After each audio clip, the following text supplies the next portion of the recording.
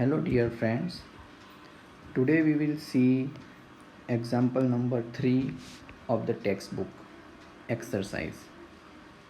In this question we are provided 4 figures for energy versus distance or region where the energy is exhibited. So they are the examples of some potential energy function in one dimension. Here we are given different figures that I am drawing here. You will also be able to see it, that on this y-axis the term for potential energy is given, and on x-axis it is the region or the place in one dimension. So here there are some different points where we have to consider the part of the energy. We consider the potential energy with a blue color line in this our cases. So here we consider different conditions for the potential energy as given V0. This is our figure 1. Then in figure 2 we can explain the same type of phenomena but in a different way. Again, y-axis indication for the potential energy. I will draw it in the manner as shown in the figure of the textbook.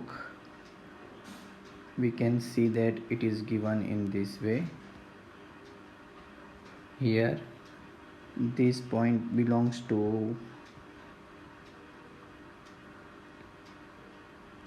x is equals to a, while this point belongs to x is equals to b, and that is in between there is a space.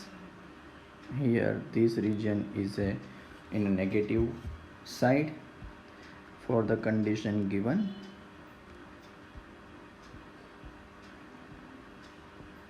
Then this is your figure 2. Now I would like to draw figure 3 as per as again given condition of the textbook. In textbook it is given again y-axis for potential energy with some value V0, that is potential energy, and in that we are given some energy in the form like a particular way,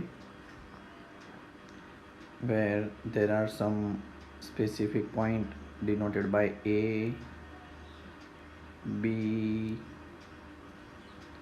C, D, etc.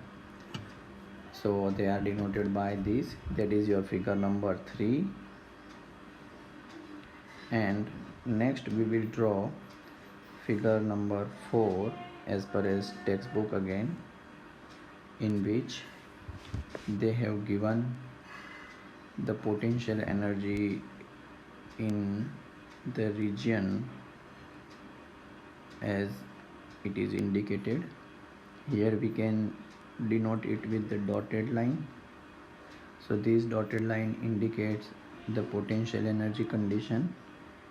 Here on x-axis there are some conditions belongs to potential energy. We draw it in this manner. Here it will follow this region, here again it will follow this region in this way, and where it is from minus b by 2 to plus b by 2. So x is from minus b by 2 to x is from plus b by 2. This is your figure number 4. So now these are different figures as we are given for the potential energy. In the first two graph I have shown with the blue line, while in the below two graph I have shown it with the black solid line. In these both graph we will highlighted the portion which is in a negative part. Now here what is our condition for the calculation? So we have a certain condition for the calculation, that we know that the total energy is given by, that is E, total energy is given by kinetic energy plus potential energy.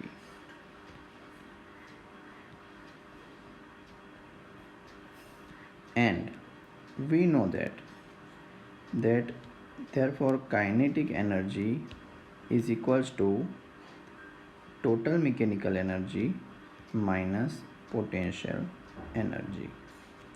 Okay, now we also know that for the given graph, one more thing that we are provided, that is total mechanical energy is given, in each case indicated by red color E that I am showing here. For each case they have given it,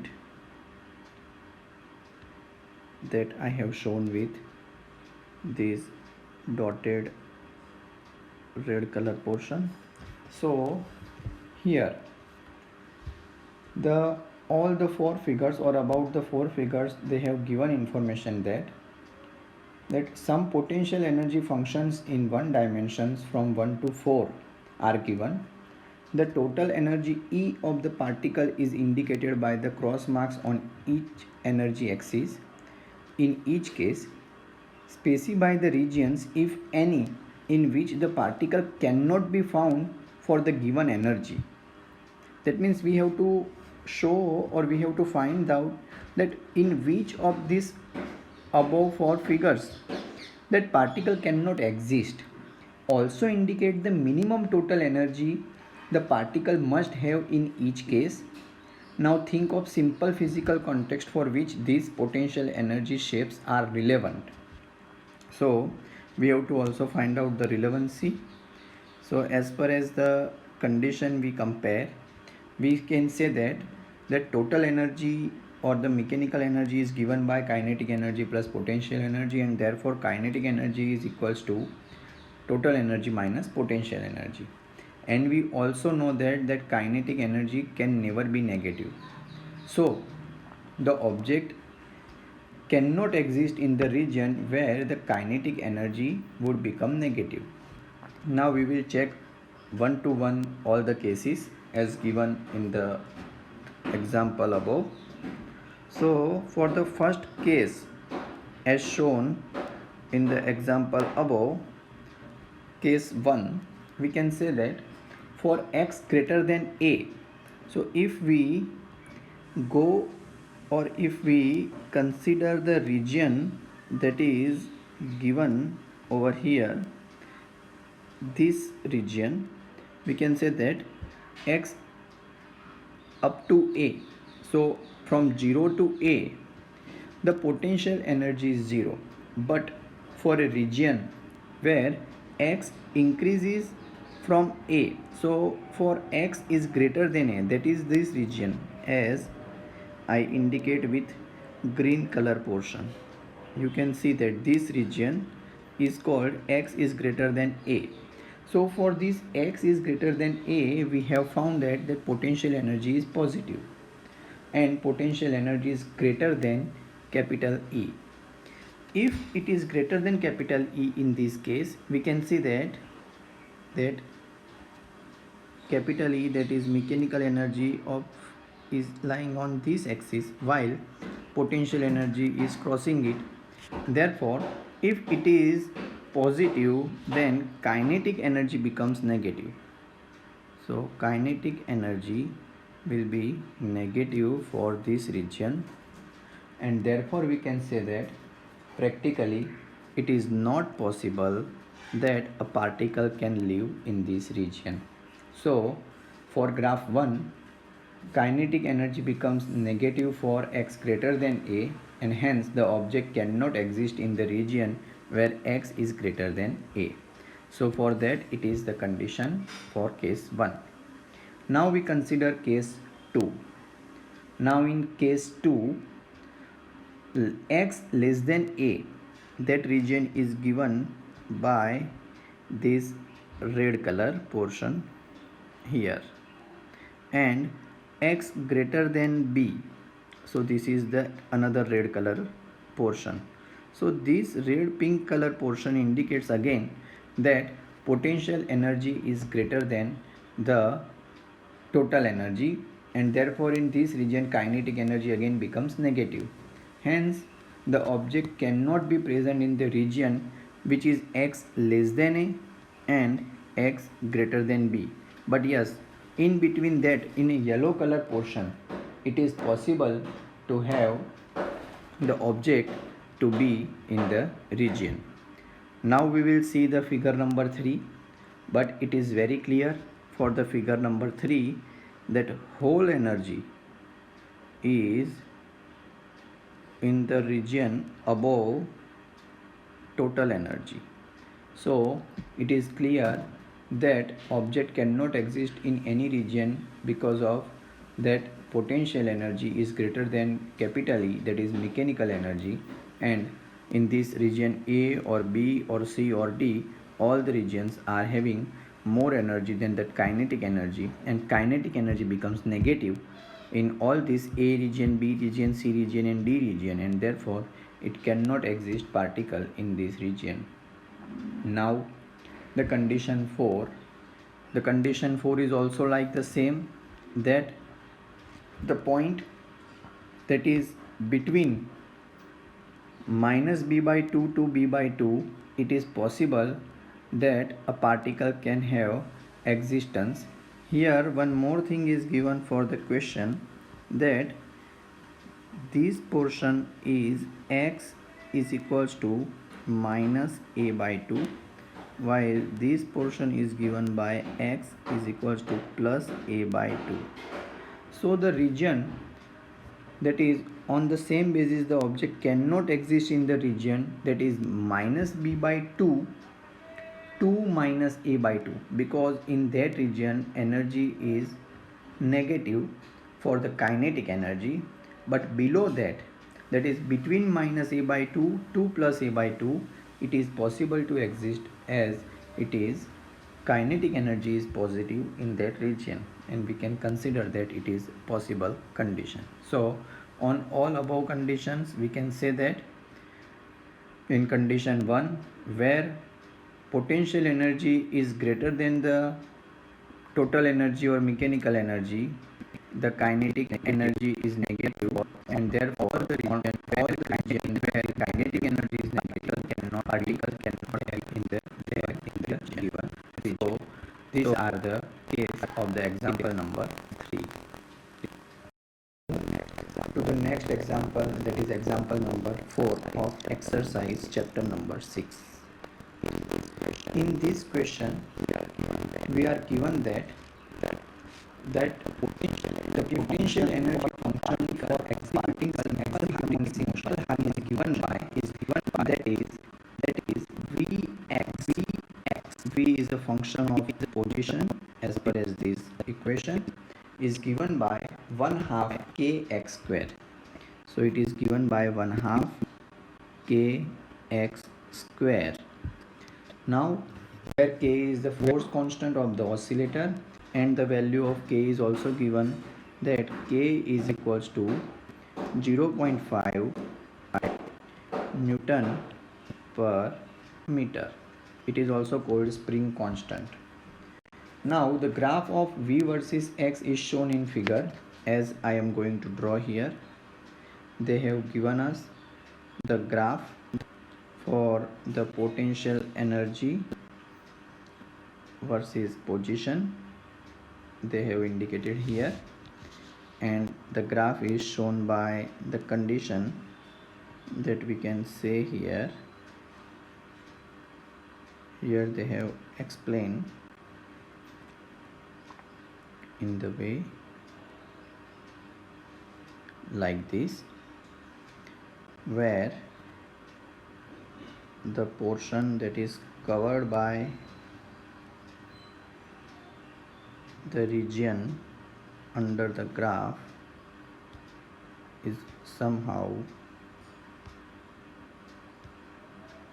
like this.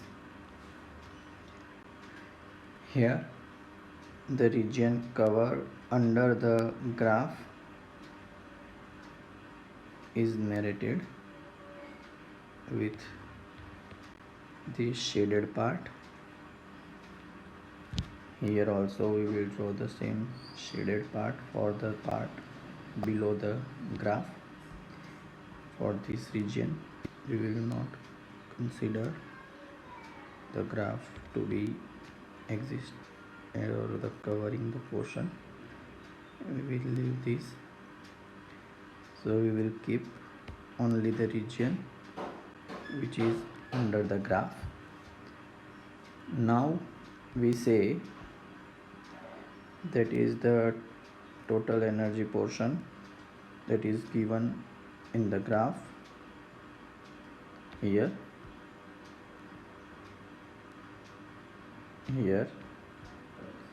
and the portion that is here. Now this is potential energy on y-axis, so this is Vx on y-axis. Here this is 0 point, this is x dash in a negative part and this x in a positive part. So now what we are asked, that we have to show that a particle of total energy 1 joule moving under this potential must turn back when it reaches to x equals to plus or minus 2 meter. So as shown in the figure, we have to deal with this condition. First of all, we know that total mechanical energy is the sum of kinetic energy plus potential energy. Now we know that kinetic energy is represented by 1/2 mv square, as well as potential energy is given by 1/2 kx square, as we have learned in this chapter. Now obviously when particle will turns back at only one instant when its velocity becomes 0. So in that case, when v is equals to 0, then it will turns back. So for the condition when it will turns back, we can say that v will be 0. So if v will be 0, we can say that E is equals to 0 plus 1/2 kx square. Now we are given the condition for the energy. We are given that for E, that is total energy 1 joule, when E is equals to 1 joule, then the K is equals to 1/2 Newton per meter. So these all are kept in this equation above. So we will get 1 is equals to 1/2 into 1/2 into x square. So we can say that x square is equals to 4, and therefore x is equals to plus or minus 2 meter. So here we have proved the question that when x is equals to plus or minus 2, the oscillator will turn back. Hello dear friends, now we will see the example number 9 and 10 of the exercise. They are of a different type of question. In exercise question number 9, they have given that a body is initially at rest. It undergoes one-dimensional motion with constant acceleration. Now the power delivered to it at a time t is proportional to what? So here object is initially at rest, so we can say that v0 is suppose 0. Then it goes or it undergoes one dimensional motion, so one dimensional motion is there, one dimensional motion after the condition of rest with constant acceleration, with constant acceleration. Now if it is moving with constant acceleration, the power delivered to it at time, so power at that time is proportional to what? So we can say that as per as the given condition, we have equation that v is equals to v0 plus at, that is very well known equation, we know from the previous chapters. Now initially it is at rest, so we can say that v is equals to 0 plus at. Now that means v is equals to at in this case. Now we know power is equals to force into velocity, so now power is equals to force into velocity. In this condition we also have the condition that velocity in term of acceleration is given as a into t.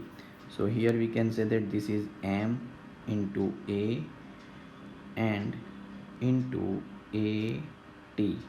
So if we go with the condition, then we can say that power is equals to m a square into t. Now here in this case mass and acceleration are constant that we consider here, and therefore we can say that power is directly proportional to t. So the power in this case will directly proportional to t. In a similar way, for the example number 10, we are given that a body is moving unidirectionally under the influence of a source of a constant power. So here no power is constant, and therefore we can say that P is constant, and as power is constant, we can say that its displacement in time t is proportional to what? So we have to find out the equation of displacement in terms of t or in terms of proportional to t. So here it is easy to find out. We will go with that dimensional formula for the condition. We apply the equation that power is equals to force into velocity. We know the dimensional formula of power, that is m1 l1 t minus 2, and velocity is l1 t minus 1. So this is m1 l2 t minus 3 from the case. Here we also provide that power is constant. So if we say that if power is constant, then power upon mass is also a constant, and it is equals to L2 into t to the power minus 3. Now as this is constant, we can say that as per the condition that L to the power 2 t to the power minus 3 is constant, and therefore if we make L as a subject or L2 as a subject, we can say that it is t to the power 3. Now we can compare this equation with the term of constant. So in term of constant we can put it like this. So we can say that L square is proportional to t cube, and therefore L is proportional to t to the power 3 by 2. So obviously we can say that when the power is constant, in that case the displacement is proportional to the time with the power raised to 3 by 2. So this is the case as we have given in question number 10. Now the next, that is example number 11, that is also a smaller one. So in that example number 11 we are given a special thing that we will see now.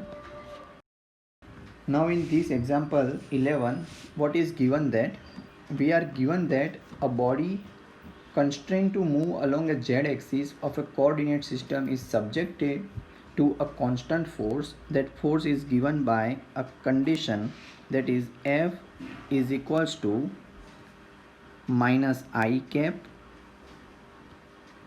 plus 2j cap plus 2j cap plus 3k cap of newtons. So it is given by this equation. Now what is the work done by the force in moving the body over a distance of 4 meter along z axis? So we are given distance is equals to 4 meter along z axis. So now very clear that work is defined as force into displacement. We have the condition, simply we can apply it, that is minus I cap plus 2j cap plus 3k cap into that 4k cap.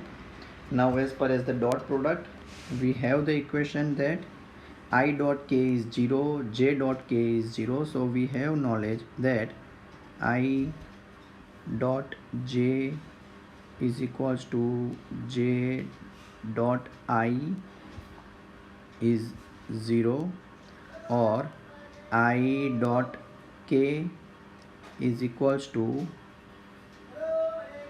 k dot I also equals to 0, and that j dot k into k dot j is also equals to 0. But we have that I dot I equals to j dot j equals to k dot k, and it is equals to 1. So by using this condition, when we apply it, we can find out the work done is equals to 3 into 4 k dot k, that is 12 joule. So the work done here will be 12 joule.